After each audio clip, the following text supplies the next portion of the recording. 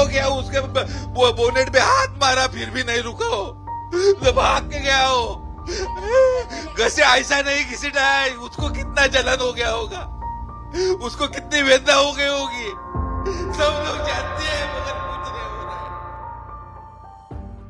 Hello guys, मेरा नाम हुजैफ है और मैं ट्रू क्राइम डॉक्यूमेंट्रीज की वीडियोस बनाता हूं और आप सबका वेलकम है एक नई केस स्टडी वीडियो में। पुणे पॉश केस की बात को ज़्यादा वक्त नहीं हुआ है और अब मुंबई में भी एक ऐसा हादसा पेश आया है जिसमें एक मासूम इंसान की जान चली गई। लेकिन इस बार ये किसी माइनर सिटीजन ने नहीं करा है, 24 साल के आदमी ने करा है। ये सच में एक परेशानी वाला मामला है और जो ये हमें सोचने पर मजबूर कर देता है कि अमीर बाप के बेटों की नज़र में हम आम इंसानों की ज़िंदगी की कोई कीमत नहीं है। क्या ये लोग इतने बेपरवाह हैं कि पैसे की पावर से किसी भी चीज से निकल सकते हैं? आज का केस भी एक अमीर बाप के अमीर बेटे की कहानी है। तो चलिए आज के केस को गहराई से समझते हैं और जानने की कोशिश करते हैं असल में हुआ क्या था।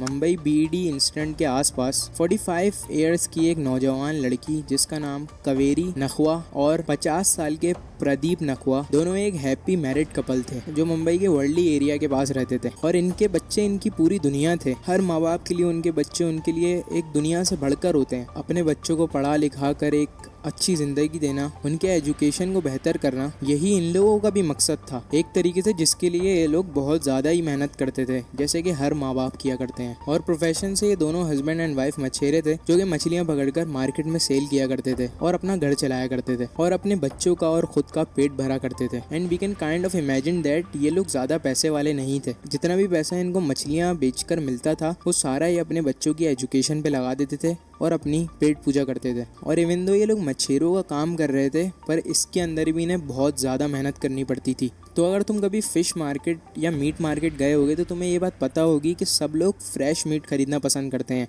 कोई भी रेफ्रिजरेटेड मीट प्रेफर नहीं करता। So this is the reason जिसकी वजह से कावेरी और प्रदीप को रोज़ सुबह उठ के अपने पसंद के नदी किनारों पर जाकर मछेरों से मछलियाँ खरीदनी पड़ती थी और जाकर लोकल मार्केट में सेल करनी पड़ती थी। और ये इनके वाहिद आमदनी का जरिया था जिससे ये मुंबई में सरवाइव कर पाए। नो सैटरडे नो संडे, कोई छुट्टी नहीं, यही इनका डेली रूटीन था। इन्हें ये रोज करना था। तो सैटरडे 7 जुलाई को भी नॉर्मल दिनों की तरह प्रदीप और कावेरी दोनों मछेरों से मछलियां खरीद कर मार्केट की तरफ जा रहे थे ताकि वो अपनी दुकान लगा सकें और अपनी मछलियां बेच सकें। और क्योंकि इनका सुबह का टाइम था तो रोड पर भी इतनी ज्यादा कोई भीड़ नहीं थी या फिर कोई इतनी गाड़ियां नहीं चल रही थी। पूरा रोड ऑलमोस्ट खाली ही था और पूरे रोड पर सिर्फ ये और इसके हस्बैंड अपनी स्कूटर पे जा रहे थे। लेकिन ये लोग इस बात से अनजान थे कि इनके पीछे से एक तेज रफ्तार वाली गाड़ी आ रही है जो कि वो शख्स चला रहा है जो कि नशे में धुत था। उसके लिए again these people didn't mean anything और वो इतनी तेज आकर इनकी स्कूटर पे टकराया जिसकी कोलिजन की वजह से कावेरी और प्रदीप दोनों हवा में उछल गए और इसकी गाड़ी पर आकर गिरे। तो टकराने के फौरन बाद कुछ लोगों ने जल्दी से आकर देखा और प्रदीप जी को फौरन से हॉस्पिटल एडमिट करवाया। वाइल मेहर जो गाड़ी चला रहा था बड़ी ही बेरहमी से 1.5 किलोमीटर तक कावेरी जी जो कि प्रदीप की वाइफ थी उनको घसीटते हुए 1.5 किलोमीटर तक लेकर गया और फिर उनकी बॉडी को सी लिंक से डिच करते हुए वहां से भाग गया। जैसे ही लोगों को कावेरी जी की बॉडी मिली उन्होंने फौरन सबसे पहले एम्बुलेंस को कॉल करा, उसके बाद पुलिस को कॉल करी। लेकिन बदकिस्मती से जितनी देर में पुलिस या एम्बुलेंस आती कावेरी जी अब इस दुनिया में नहीं रही थी। अब तुम लोग ये सोचोगे राजेश शाह के साथ लॉ में क्या हुआ होगा और उनके साथ क्या किया गया होगा। आज अगर उसका लड़का अगर मेरे गाड़ी के नीचे आ जाता तो मेरे को 2 मिनट में तुम लोग पकड़ लेते। वो लड़का आज 3 दिन से गायब है। क्यों गायब है? अगर वो ड्रिंक नहीं किया है तो वो क्यों नहीं सामने आया? So now I am giving you 10 seconds।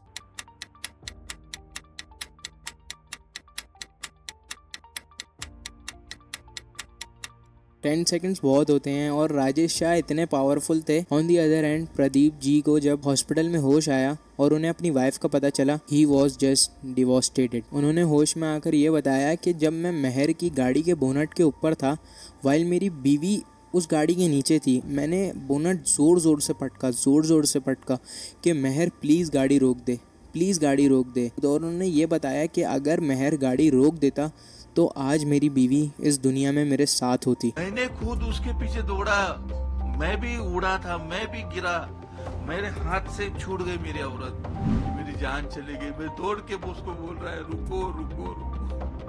मैंने पर मेहर ने उनकी एक न सुनी। Again the life of these peoples didn't mean anything to Mehar. क्या एक बार ये नहीं सोचा कि उनकी फैमिली पर क्या बीती होगी? एक नशे के चक्कर में, तेज रफ्तारी के चक्कर में मेहर ने एक हंसती खेलती फैमिली को उजाड़ दिया। उसके हस्बैंड से उसकी वाइफ छीन ली, उसके बच्चों से उसकी माँ छीन ली। एक बच्चे ने अपनी माँ खो दी, एक हस्बैंड ने अपनी वाइफ खो दी। Him to get this hanging, like she is in really bad pain. उसको बहुत लगा है. I saw her with my eye. The hospital I saw her. She's in really bad pain. I want her. लेकिन जो असली आदमी था मेहर, वो असल में था कहाँ? क्योंकि पुलिस के सामने तो हर कोई था सिवाय मेहर के। तो मेहर को ढूंढने के लिए पुलिस ने पूरी 11 टीम्स बनाई जो कि मेहर को पूरे मुंबई में ढूंढ रही थी। उन्होंने उसे उसके घर में, उसके क्लब में, उसके फ्रेंड्स के घर में, हर जगह ढूंढने की कोशिश करी, लेकिन मेहर ना मिला। इवन दो पुलिस वालों ने लुकआउट नोटिस भी जारी कर दिया ताकि मेहर इस शहर या कंट्री को छोड़कर ना जा सके। But on Tuesday night police वालों ने उसे मुंबई आउटस्कर्ट से अरेस्ट कर लिया और उसके साथ साथ total 12 people including his mother and sister, उनको भी अरेस्ट कर लिया क्योंकि पुलिस बिलीव दैट के वो लोग उसे छुपाने में मदद कर रहे थे। और जो भी लोग मेरी वीडियो देख रहे हैं तो ये जान लो, if you help a criminal you can also be arrested. ये बात अपनी जहन में रखना। यहाँ तक कि उसे छुपाने में या कि थोड़ी सी भी छुपाने में हेल्प कर दी तो आप भी अरेस्ट हो सकते हो। तो इन चीज़ों का ध्यान रखा करो ना। क्योंकि ये केस बहुत ही ज़्यादा सिमिलर है पोर्श वाले केस से, तो न्यूज़ वालों ने भी बहुत जल्दी ये न्यूज़ कवर कर ली थी और जहाँ जहाँ ये न्यूज़ गई वहाँ के पार्टी लीडर्स और डिप्टी इस केस में इन्वॉल्व हो गए थे। और सीएम एकनाथ शिंदे ने आकर स्टेटमेंट दी कि क्योंकि राजेश शाह उनकी पार्टी के एक ख़ास मेंबर हैं, वेरी इंपॉर्टेंट वर्ड, ख़ास मेंबर हैं, लेकिन फिर भी इस केस की इन्वेस्टिगेशन बहुत ही ज़्यादा इन डेप्थ में होगी और जो मुजरिम है उसको सज़ा ज़रूर मिलेगी। लेकिन we all know it's a bunch of crap. Porsche वाले केस को ही देख लो तुम लोग, उसमें भी इतना ज़्यादा मीडिया आउटरीच था। वो वाला केस इस केस से ज़्यादा कवर हो रहा था। अब तुम लोग ये देखो कि ये केस ख़त्म किस तरह होता है। एक गुंडों की टोली सरकार चला रही है महाराष्ट्र में, और एकनाथ शिंदे क्या है पूरे देश को मालूम है, हमको भी मालूम है। अगर लॉ एंड ऑर्डर, पुलिस व्यवस्था, कानून उस राज्य में है तो मिहिर शाह को पकड़ लीजिए। उसका नाम शाह है, भूलो मत, शाह, ये भाग जाने वाले लोग हैं। And if you don't know, Rajesh Shah जो हैं वो मेहर के फादर थे। तो जब ये केस मीडिया पर आया और राजेश शाह ने अपनी स्टेटमेंट दी कि वो बिल्कुल भी ड्रंक ड्राइविंग नहीं कर रहे थे और मेहर को वो हॉस्पिटल के आसपास भी पैसे देने नहीं आते थे, लेकिन कोर्ट ने मेहर को गिल्टी पाया और उसे मर्डर के केस में सज़ा सुनाई। और कोर्ट का ये कहना है कि मेहर ने ये मर्डर इंटेंशनली करा था और इसे कवर अप भी करा, जो कि एक सीरियस क्राइम है।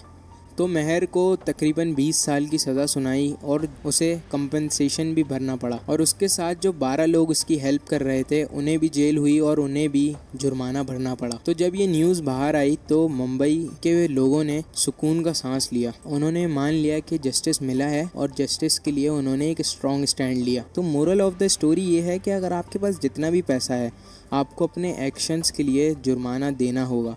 आप जिस तरह की चीज़ें करते हैं आपको उसकी सज़ा ज़रूर मिलेगी। अगर आप बुरी चीज़ें करेंगे तो आपको उसकी बुरी सज़ा मिलेगी। और आम लोगों से ये रिक्वेस्ट है कि आपकी लाइफ आपकी सबसे बड़ी जिम्मेदारी है, इसके लिए स्टैंड लें। किसी के भी नीचे दबकर मत आएँ। कोई आपको जितना भी दबाना चाहे अपने लिए स्टैंड लें। तो अगर आप लोग चाहते हैं कि मैं इस तरह के और ग्लोबली केसेस आपके सामने लेकर आऊँ तो प्लीज़ चैनल को सब्सक्राइब करिएगा। मैं अपनी वीडियोज़ पर बहुत मेहनत कर रहा हूँ।